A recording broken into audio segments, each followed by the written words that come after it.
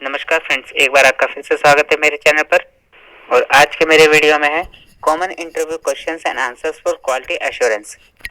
Quality assurance department में selection के लिए जो इंटरव्यू में कॉमनली जो क्वेश्चंस पूछे जाते हैं उनके आंसर्स के साथ मैं इस वीडियो की हेल्प से आपके सामने मैं शेयर करने वाला हूँ जो कॉमन क्वेश्चंस है और आंसर्स।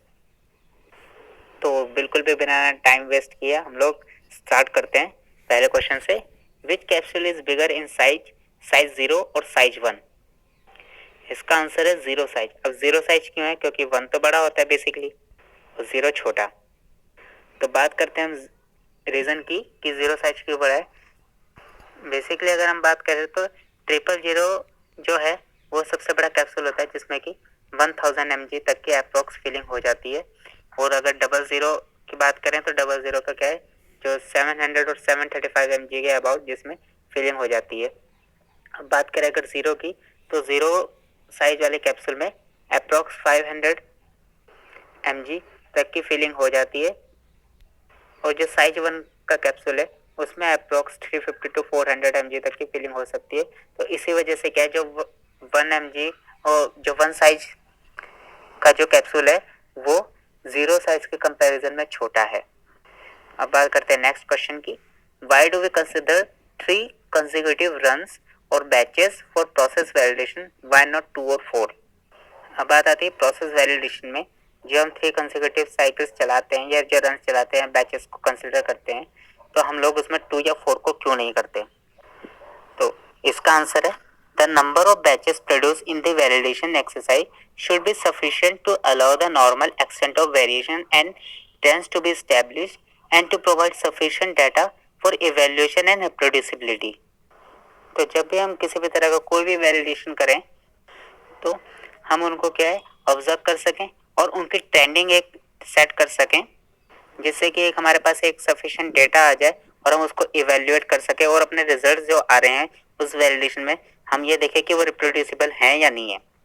बेसिकली अगर हम लोग जो वैलिडेशन करते हैं, वैलिडेशन में हमारा जो मेन मोटिव है वो वैलिडेशन करने का यही है कि हमें कि रिप्रोड्यूसिबल रिजल्ट्स चाहिए, जिसके लिए हमारे पास एक सफिशिएंट डाटा हो और हम उसको इवेल्युएट भी कर सकें। अब बात करते हैं इन केस हमने फर्स्ट बैच अगर लिया, हमने चलाया प्रोसेस वैलिडेशन में, तो first batch quality is accidental या कोइंसिडेंटल, यानी कि हमारे जो रिजल्ट्स आते हैं अगर सही आए हैं तो वो क्या एक्सीडेंटल भी हो सकते हैं और कोइंसिडेंटल भी हो सकते हैं। अगर हमने सेकंड बैच रन किया तो second batch quality is regular और एक्सीडेंटल।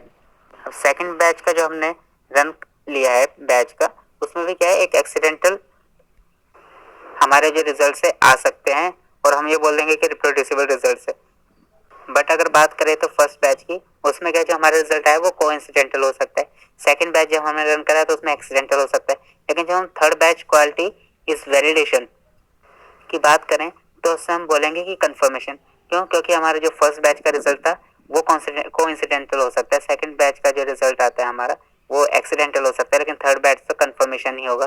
क्योंकि हम बात कर रहे हैं रिप्रोड्यूसिबल रिजल्ट की। रिप्रोड्यूसिबल रिजल्ट यानी कि बार बार एक ही जैसे रिजल्ट्स, सेम रिजल्ट्स एक्सीडेंटल या कोइंसिडेंटल नहीं आ सकते, इसलिए हम इसको बोलेंगे कंफर्मेशन। तो इसलिए हम लोग क्या है, 3 कंसेक्यूटिव रन्स और बैचेस लेते हैं प्रोसेस वैलिडेशन के लिए। अब बात करते हैं 2 और 4 क्यों नहीं लेते। 2 इसलिए नहीं लेते क्योंकि हम एश्योर ही नहीं कर पाते कि जो हमारे रिजल्ट्स हैं वो रिप्रोड्यूसिबिलिटी जो डेटा है वो रिप्रोड्यूसिबल डेटा हमें प्रोवाइड करा भी पा रहे हैं या नहीं करा रहे हैं। अगर हम 4 बैचेस ले लेते हैं तो सीधी सी बात है, जब हम 3 बैच में हमने जब कंफर्म कर लिया तो 4 बैच को अगर हम कंसिडर करते हैं, रन कराते हैं, तो उससे क्या हम तो टाइम और कॉस्ट जो है उसको वेस्ट कर रहे हैं। सीधी सी बात, हम टाइम वेस्ट करेंगे और जो हमारा कॉस्ट उस पर आएगा सीधी सी बात है वो तो वेस्ट होगा ही होगा। अब बात करते हैं नेक्स्ट क्वेश्चन की। What are the common variables in the manufacturing of tablets? तो टैबलेट्स के क्या है common variable, manufacturing of tablets के जो कॉमन वेरिएबल्स होते हैं उनकी बात करते हैं। पार्टिकल साइज होता है ड्रग सब्सटेंस। तो आंसर इसका क्या है, इसमें कुछ अलग अलग वेरिएबल्स हैं हमारे, जैसे मैंने बताया particle size of drug substance की। ड्रग सब्सटेंस का पार्टिकल साइज क्या है, bulk density of drug substance और एक्सिपिएंट, जो ड्रग सब्सटेंस है उसकी और एक्सिपिएंट की क्या बल्क डेंसिटी है। Powder load in granulator, amount and concentration of binder, कि हमने बाइंडर की कंसंट्रेशन और कितना अमाउंट उसको यूज किया है। Mixer speed and mixing timings, हमने किस स्पीड से मिक्स किया है और कितने टाइम के लिए किया है। ग्रेनुलेशन मॉइस्चर कंटेंट, ये भी एक काफी इंपॉर्टेंट वेरिएबल है। Milling conditions, lubricate, blending times, tablet hardness and coating solution spray rate. तो ये सब क्या है, कॉमन वेरिएबल्स हैं मैन्युफैक्चरिंग और टैबलेट्स के। अब बात करते हैं नेक्स्ट क्वेश्चन की। If sticking observe during tablet compression what may the probable reason for the same. तो क्या है, कंप्रेशन के दौरान अगर टैबलेट कंप्रेशन के दौरान क्या है स्टिकिंग हो रही है तो उसके क्या रीजन होंगे। तो रीजन देख लेते हैं। If the granules are not dried properly, सीधे जो आता है अगर ग्रेन्यूल्स हैं अगर वो ड्राइड ही नहीं है तो स्टिक करेंगे स्टिकिंग हो सकती है। टू लिटिल और इम्प्रॉपर लुब्रिकेशन, अगर हमने लुब्रिकेंट को कम यूज किया है या प्रॉपर लुब्रिकेशन नहीं किया है तो भी क्या स्टिकिंग की प्रॉब्लम आ सकती है। बाइंडर को हमने बहुत ज्यादा यूज कर लिया, टू मच बाइंडर, तो भी स्टिकिंग की प्रॉब्लम आ सकती है। और हाइग्रोस्कोपिक ग्रेनुलर, सीधी सी बात है जब ग्रेनुलर जब हाइग्रोस्कोपिक है तो मॉइस्चर कंटेंट क्या है कैरी करेगा ही, और जब कैरी करेगा तो स्टिकिंग की प्रॉब्लम होगी। अब बात करते हैं नेक्स्ट क्वेश्चन की। List out the appearance defects of tables during compression activity.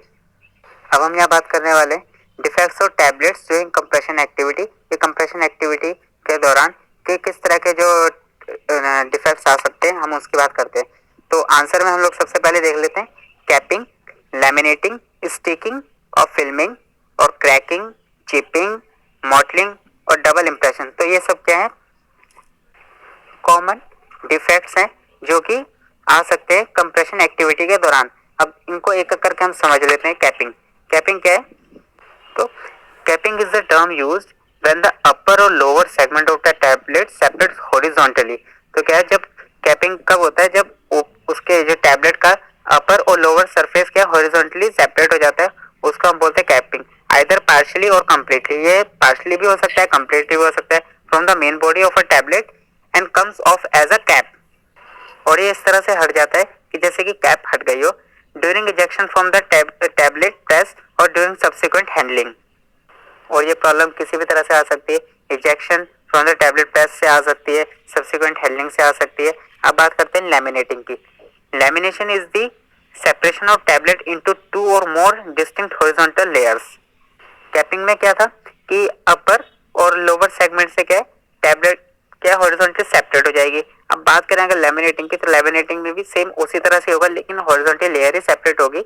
लेकिन इसमें क्या होगा, टू और मोर लेयर्स, यानी कि इसमें एक से ज्यादा मतलब दो से ज्यादा भी लेयर सेपरेट हो सकती है। उसमें तो सिर्फ अपर और लोअर में था। मैंने यहाँ पर पिक भी दिखाई है, आप पिक में भी देख सकते हैं कैपिंग और लैमिनेशन में डिफरेंस। अब बात करते हैं स्टिकिंग और फिल्मिंग की। Sticking refers to the tablet material adhering to the die wall. तो स्टिकिंग क्या है, जो भी टैबलेट है, टैबलेट मटेरियल क्या है, अगर वो डाई वॉल से स्टिक कर जाता है तो हम उसे स्टिकिंग बोलते हैं। Filming is a slow form of sticking and is largely due to excess moisture in the granulation. अगर ग्रेनुलेशन के टाइम पर मॉइस्चर एक्सेस में है तो उससे भी क्या है फिल्मिंग की प्रॉब्लम आ सकती है। अब बात करते हैं क्रैकिंग की।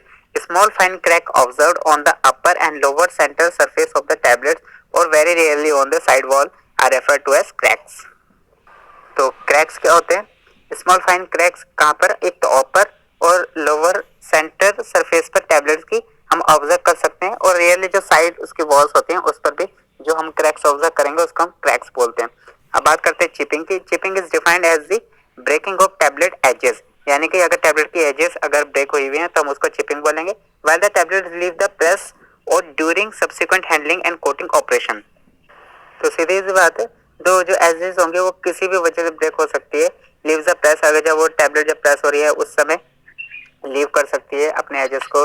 ड्यूरिंग सब्सिक्वेंट हैंडलिंग हो सकता है, कोटिंग के ऑपरेशन के दौरान भी एजेस ब्रेक हो सकती है। अब बात करते हैं मॉडलिंग की। Mottling is the term use to describe an unequal distribution of colour on a tablet. आपने कई बार देखा होगा कि जो टैबलेट है उसका कलर इनकेस अगर ऑरेंज कलर की है तो जो ऑरेंज कलर है कई बार क्या है यूनिफॉर्म नहीं रहता। तो उस प्रॉब्लम को हम क्या बोलते हैं कि मॉडलिंग। मॉडलिंग का यही है कि unequal distribution of colour on a tablet. अब बात करते हैं डबल इंप्रेशन की। Double impression involves only those punches which have a monogram or other engraving on them। अब बात करें अगर डबल इंप्रेशन की, डबल इंप्रेशन क्या है, कोई भी मोनोग्राम या क्या बार बार उस पर छपाई हो गई तो वो क्या है, डबल इम्प्रेशन की प्रॉब्लम है। यहाँ पर एक पिक्चर है, इसमें क्या है दिखा रखा है कि किस तरह के कंप्रेशन के दौरान डिफेक्ट्स आ सकते हैं, जो कि विजुअल डिफेक्ट्स है। सबसे पहले जो विजुअल डिफेक्ट्स होंगे वो प्रोसेस रिलेटेड हो सकते हैं, फॉर्मुलेशन रिलेटेड हो सकते हैं और मशीन रिलेटेड हो सकते हैं। तो प्रोसेस रिलेटेड जो डिफेक्ट्स होंगे वो होगा कैपिंग, लैमिनेशन, क्रैकिंग, चिपिंग। अब बात करते हैं फॉर्मुलेशन रिलेटेड डिफेक्ट्स की। उसमें क्या होगा, स्टिकिंग हो सकती है, पिकिंग हो सकती है, बाइंडिंग की प्रॉब्लम हो सकती है। मशीन रिलेटेड प्रॉब्लम क्या है, डबल इम्प्रेशन।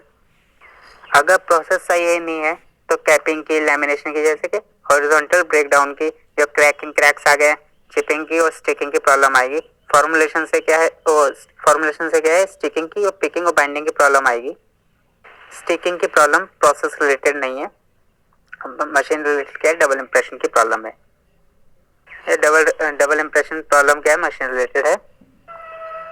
अब नेक्स्ट क्वेश्चन है, what are the factors which influence tablet hardness. जो टैबलेट की हार्डनेस है उसके लिए कौन कौन से फैक्टर इन्फ्लुएंस करते हैं। पहला है कंप्रेशन फोर्स। कंप्रेशन फोर्स जितना ज्यादा होगा टैबलेट्स की हार्डनेस उतनी ज्यादा होगी। बाइंडर क्वांटिटी, मोर बाइंडर मोर हार्डनेस, तो जितना ज्यादा हम बाइंडर यूज करेंगे उतनी ज्यादा हार्डनेस ज्यादा होगी। मॉइस्चर कंटेंट, तो ये तीन क्या बेसिक तीन फैक्टर्स है हार्ड टैबलेट हार्डनेस के लिए। अब बात करते हैं नेक्स्ट क्वेश्चन की, why do we check hardness during in process checks. तो इन प्रोसेस चेक में हम लोग हार्डनेस को क्यों चेक करते हैं, to determine need for the pressure adjustment on the tableting machine. तो प्रेशर एडजस्टमेंट के लिए हम लोग क्या है, जो टैबलेट की हार्डनेस है उसको चेक कर दें। Hardness can affect the disintegration time, और हार्डनेस की वजह से क्या डिसइंटीग्रेशन टाइम भी अफेक्ट करता है। If tablet is too hard it may not disintegrate in the required period of time. अगर टैबलेट हमने बहुत हार्ड बना दिए जो कि नहीं बनानी थी तो क्या डिसइंटीग्रेशन टाइम क्या बढ़ जाएगा। And if tablet is too soft it will not withstand handling and subsequent processing such as coating, packing etcetera. In case अगर हमने टैबलेट काफी सॉफ्ट बना दी, हार्ड नहीं बनी है, तो क्या उसको हैंडलिंग में भी प्रॉब्लम होगी, सब्सिक्वेंट जो प्रोसेसिंग होगी जैसे कोटिंग है, पैकिंग है, उसमें भी प्रॉब्लम होगी और वो डिसइंटीग्रेशन टाइम में भी फेल हो जाएगी। अब नेक्स्ट क्वेश्चन है, what needs to be check during in process QA checks. तो के चेक्स के लिए इन प्रोसेस में क्यूए क्या चेक करता है। सबसे पहले ये environment monitoring. Environment monitoring microbiology department के द्वारा हुई है या नहीं हुई। Measured values obtained from the process equipment, जैसे कि टेम्परेचर, आरपीएम। थर्ड है measured values obtained from persons, जैसे एग्जांपल है टाइमिंग, एंट्रीज।